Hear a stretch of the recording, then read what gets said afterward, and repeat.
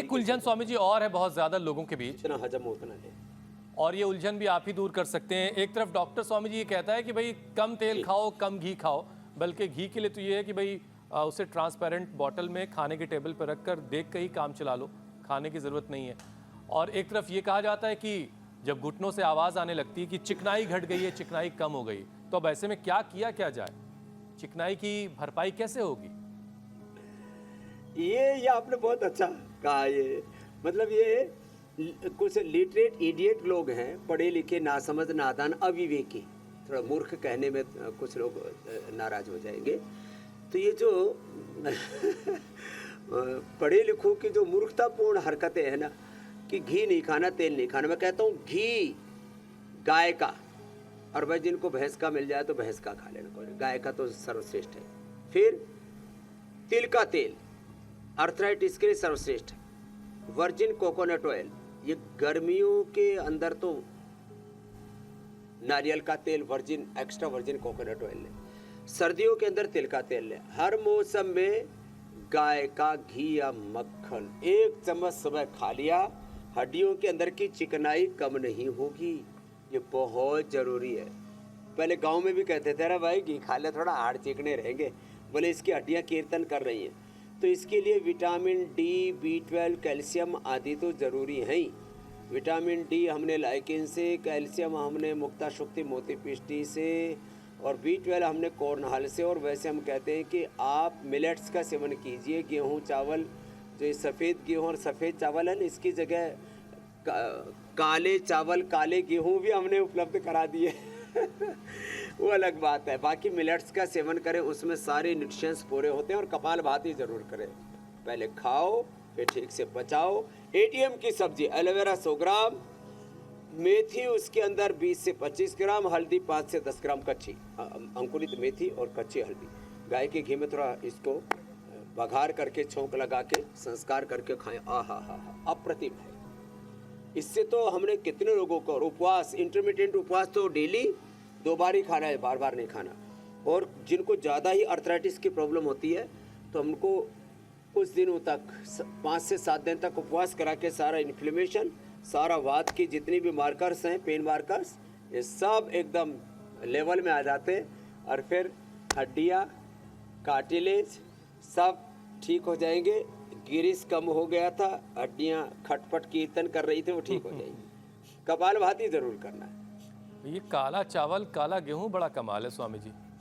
हर तरफ गोरे की डिमांड है, लेकिन आपने काले को डिमांड में ला दिया है।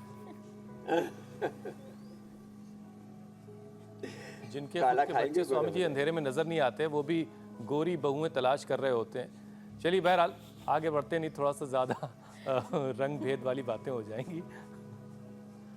स्वामी जी आर्थराइटिस की डिस्क्रिमिनेशन हो जाएगा। हाँ, आर्थराइटिस की जो सबसे बड़ी वजह है, उसमें से एक वजह मोटापा भी है, और हड्डियों पर काफ़ी बोझ बढ़ जाता है जब वज़न बढ़ जाता है। तो ज़रा वज़न कुछ कम करवा दीजिए, थोड़ी राहत मिलेगी लोगों को।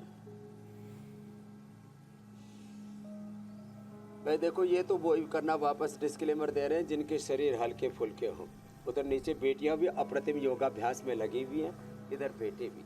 अब देखो, चलो बच्चों, आपने बहुत अच्छा किया भाई। एक बार हुसैन जी ताली बजा दीजिए अभी बच्चों। अरे बहुत शानदार स्वामी जी। अब मेरे साथ ये करें, ये तालियां भी कम है और हमारे उदयवीर दादाजी के लिए भी। हाँ, आपके लिए अभिनंदन कर रहे भाई, इंडिया टीवी से पूरा हिंदुस्तान आपका अभिनंदन कर रहा है। बैठ जाओ बच्चों। अब देखो, वेट कम करने का उपाय बताते हैं। जो मोटे मोटे हैं ना, उनके गोडे खिंच जाते, कमर खिंच जाती है, घुटनों पर एक्स्ट्रा प्रेशर आया।